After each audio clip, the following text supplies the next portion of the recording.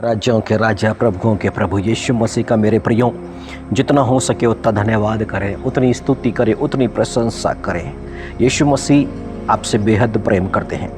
यीशु मसीह आपके भविष्य को जानते हैं और आपको मृत्यु के वश में कौन लेके जाएगा, इस बात को भी यीशु मसीह जानते हैं। और जानते हैं मत्ती के सुसमाचार 10वें अध्याय में और उसकी 35वीं आयत में यीशु मसीह कहते हैं, मैं तो आया हूँ कि मनुष्य को उसके पिता से और बेटी को उसकी माँ से और बहू को उसकी सास से अलग कर दूँ। और फिर आगे यीशु मसीह कहते हैं, मनुष्य के बैरी उसके घर ही के लोग होंगे। हालेलुया। और जानते हैं जब यीशु मसीह ऐसा कह रहे हैं कि मनुष्य के बैरी उसके घर ही के लोग होंगे, इसका मतलब है यीशु मसीह जानते हैं कि एक मनुष्य मृत्यु के वश में कब जा सकता है और कौन उसके लिए ठोकर का कारण बन सकता है, कौन मनुष्य उसके पाप का कारण बन सकता है। और यीशु मसीह ने स्पष्ट कर दिया कि आपके जो घर के लोग होंगे, विश्वासियों से यीशु मसीह बातें कर रहे हैं और वो आपके ही घर के लोग होंगे। और यीशु मसीह ने इसलिए आगे कहा है 37वीं आयत में, जो माता या पिता को मुझसे अधिक प्रिय जानता है वह मेरे योग्य नहीं, जो बेटा या बेटी को मुझसे अधिक प्रिय जानता है वह मेरे योग्य नहीं। हालेलुया। और आप जानते हैं जब यीशु मसीह इस बातों को कह रहे हैं और इसके पीछे यीशु मसीह ने के भेद की बातों को रखा हुआ है, इसका मतलब है यीशु मसीह ये चाहते हैं कि आप ही के परिवार से, आप ही के माता पिता, आप ही की संतानें, आप ही के परिवार का वो सदस्य जिससे आप बेहद प्रेम रखते हैं, वो आपकी मृत्यु का कारण बन सकता है। कैसे? आदम की वाटिका में यदि परमेश्वर ने आदम को रचा और उसके लिए एक सहायक को यानी कि हव्वा को रचा, तो यीशु मसीह क्या चाहते थे कि आदम क्या करें, परमेश्वर से ज़्यादा प्रेम करें। परंतु वो तो अपनी पत्नी से प्रेम कर रखा और इसके चलते क्या हुआ, पत्नी के कारण आदम मृत्यु के वश में चला गया। उस दिन उसके जीवन पर पाप भी आ गया, मृत्यु भी आ गई, कर्स भी आ गया, श्रापित जीवन हो गया, परिश्रम बढ़ गया उसका, यानी कि जो जीवन वो आसानी से काट सकता था उसको कठिन बनाया है तो आदम की पत्नी हव्वा ने। और इसलिए यीशु मसीह कहते हैं कि मनुष्य के जो शत्रु होंगे ना, उसके घर के ही लोग होंगे। आपका जीवन नरक में बनाना, आपके जीवन को कठोर करना, आपके जीवन को मुश्किलों में डालने वाला कोई और नहीं बल्कि परिवार का ही सदस्य। हालेलुया। और इसलिए यीशु मसीह क्या चाह रहे हैं? Hallelujah, hallelujah. मेरे प्रिय भाइयों और बहनों, यीशु मसीह की बात को गंभीरता से समझे। यीशु मसीह कहते हैं कि मनुष्य के जो बैरी होंगे उसके घर ही के लोग होंगे। और मीका नबी की किताब में और 7वें अध्याय में और उसकी 5 और 6वीं आयत में और उसकी 7वीं आयत में परमेश्वर ने एक महत्वपूर्ण बात प्रकट कर दी है। और परमेश्वर ने क्या प्रकट किया है कि मित्र पर विश्वास मत करो, परम मित्र पर भी भरोसा मत रखो, वरन अपनी अर्धांगिनी से भी संभल कर बोलना, क्योंकि पुत्र पिता का अपमान करता और बेटी माता के और बहू सास के विरुद्ध उठती है। मनुष्य के शत्रु उसके घर ही के लोग होते हैं। परंतु मीका नबी कहते हैं, परंतु मैं यहोवा की ओर ताकता रहूँगा, मैं अपने उद्धारकर्ता परमेश्वर की बाट जोता रहूँगा, मेरा परमेश्वर मेरी सुनेगा। यहाँ पर क्या हुआ, इजराइल का नैतिक पतन होता चला जा रहा है। परमेश्वर ने प्रकट किया कि भक्त लोग पृथ्वी में से नष्ट हो रहे हैं। और क्या हो रहे हैं, वहाँ पे लोग जो है दोनों हाथों से मन लगा कर बुराई कर रहे हैं। और हाकिम क्या कर रहा है, घूस मांग रहा है, न्याय, ये सब के सब पाप में चले गए हैं। तो कौन अपने परिवार के लिए आशीष का कारण होगा?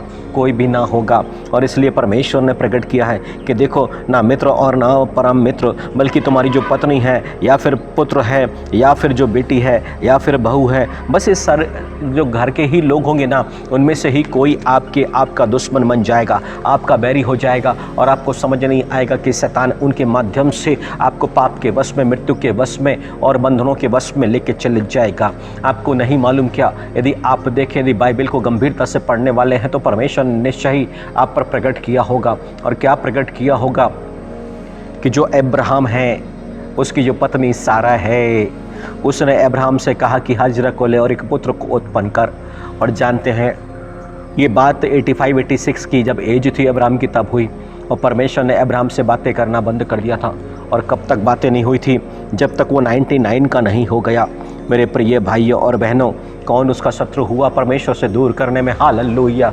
कौन उससे दूर हुआ? यदि आप देखें तो उसका दूर करने का कारण कौन बना? सारा बनी है अब्राहम को परमेश्वर से दूर करने का कारण। Hallelujah, hallelujah, hallelujah. मेरे प्रिय भाइयों और बहनों, देखिए ना, परिवार के ही लोग शत्रु बन रहे हैं, परिवार के ही लोग परमेश्वर से दूर कर रहे हैं। और वो परमेश्वर क्या चाह रहा है कि अपने मित्र पर विश्वास मत करो, परम मित्र पर भी भरोसा मत करो, बल्कि अपनी अर्धांगिनी से भी संभल कर बोलो। बस एक बार नहीं, परमेश्वर ने यिर्मयाह नबी की किताब में भी उसके 9वीं अध्याय में उसकी 4थी आयत में प्रकट किया है, अपने संगी से चौकस रहना और अपने भाई पर भरोसा ना रखो, क्योंकि सब भाई ने इससे अड़ंगा मारेंगे और हर एक पड़ोसी लुतराई करते फिरेंगे, एक दूसरे को ठगेंगे और सच नहीं बोलेंगे। उन्होंने झूठ ही बोलना सीखा है और कुटिलता में ही परिश्रम करते हैं। हालेलुया। और जानते हैं, आजकल यदि देखा जाए तो पत्नी पति से झूठ बोलती है, पति पत्नी से झूठ बोलता है, माता पिता बच्चों से और बच्चे माता पिता से, सब एक दूसरे से झूठ बोल रहे हैं। क्यों?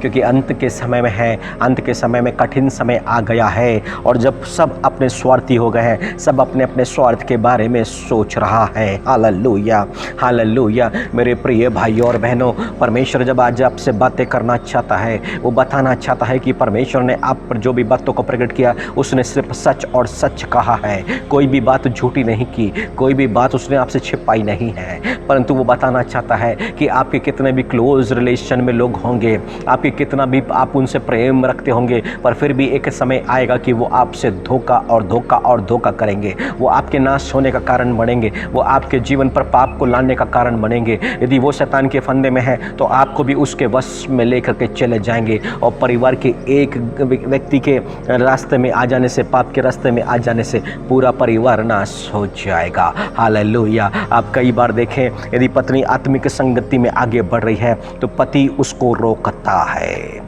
यदि पति आत्मिक संगति में आगे बढ़ने की कोशिश करता है तो पत्नी उसे रोकती है, और जब बच्चे आत्मिक संगति में आगे बढ़ना चाहते हैं तो माता पिता उसको रोक देते हैं। और देखा जाए तो ये बैरी लोग हैं, वो नहीं चाहते हैं कि आप जीवन को पाए, बहुत आयत के जीवन को पाए, वो नहीं चाहते हैं कि आप यीशु मसीह को प्राप्त करें, वो नहीं चाहते हैं कि आप विश्वास पे आगे बढ़े। वो शैतान के फंदे में तो हैं, पर परिवार के उन सदस्यों को भी वो रोक देते हैं, मेरे प्रिय भाइयों बहनों। और इसलिए तो यीशु मसीह ने हजारों साल पहले प्रकट कर दिया है कि आपके जो शत्रु होंगे वो आप ही के घर के लोग होंगे। सावधान हो जाएं, सतर्क हो जाएं और परमेश्वर की बातों को गंभीरता से ग्रहण करें, प्रभु यीशु मसीह की बातों को गंभीरता से ग्रहण करें। आपका शत्रु आपका पड़ोसी नहीं, आपका डिपार्टमेंटल नहीं है मेरे प्रिय भाइयों बहनों, आपके परिवार पर बैठा हुआ एक कमज़ोर व्यक्ति है जो धन का लालच कर रहा है या फिर किसी और वस्तु का लालच कर रहा है, और वो जिस भी वस्तु के फंदों में फंसा हुआ है और वहीं से बस आपके जीवन पर भी पाप आना शुरू हो रहा है। और यदि आज आप जागृत नहीं हुए तो आप मुश्किल में हैं, मृत्यु के वश में चले जाएंगे। और इसलिए प्रभु यीशु मसीह ने आरंभ से ही इस बातों को प्रकट कर दिया है। यीशु मसीह ने देख लिया है युद्धस के जीवन पर, वो कहता अपने संगी साथी से चौकस रहो। वो जानता था कि वहाँ पर युद्धस धोखा करेगा। आपका कोई करीबी है, आपका कोई निकट में है जो आपके साथ धोखा करने पर है। मैं सांसारिक बातों की बातें नहीं कर रहा हूँ, आत्मिक बातें कर रहा हूँ मेरे प्रियो। आत्मिकता में बढ़ने के लिए कोई आपको रोक रहा है, और प्रभु यीशु मसीह चाह रहे हैं कि जो आत्मिकता में बढ़ने में आपको रोक रहा है, बाइबल में बढ़ने में रोक रहा है आपको, वो झूठी धार्मिकता आपके सामने प्रकट कर रहा है, अपने आप को धर्मी दिखा रहा है, पर वास्तव में वो शैतान के वश में है। वो हालेलुया, वो यीशु मसीह की भीड़ में नहीं। यदि यीशु मसीह की भीड़ में होता तो वो यीशु मसीह की बातों को सुनता और वो आपके लिए आशीष का कारण बन जाता, परंतु वो यीशु मसीह की भीड़ों में से नहीं है। हालेलुया। वो शैतान की बातों को सुन रहा है और आपके परिवार में वो जहर घोलना शुरू कर रहा होगा। और निश्चय ही जब प्रभु यीशु मसीह ने आज इन बातों को भेजा है तो आप सतर्क हो जाएं और सावधान हो जाएं, क्योंकि प्रभु यीशु मसीह आपसे प्रेम करते हैं। और यीशु मसीह आज प्रकट कर रहे हैं कि जो आपके बैरी हैं, जो आपके शत्रु हैं, वो आपके घर के लोग हैं जो शैतान के वश में है, उसके अधिकार में है। सावधान हो जाएं, इस वचन को समझें और शत्रु के वश से छूट जाएं, मृत्यु के वश में ना जाएं, पाप के वश में ना जाएं, ठोकर ना खाएं। यही प्रभु यीशु मसीह आपसे चाहते हैं, आपको बचाना चाहते हैं मेरे प्रियो। प्रभु यीशु मसीह आपकी रक्षा करे, आपकी अगुवाई करे, आपका मार्गदर्शन करे। प्रभु यीशु मसीह आपको आशीषित करे, यीशु मसीह के नाम पर आमीन।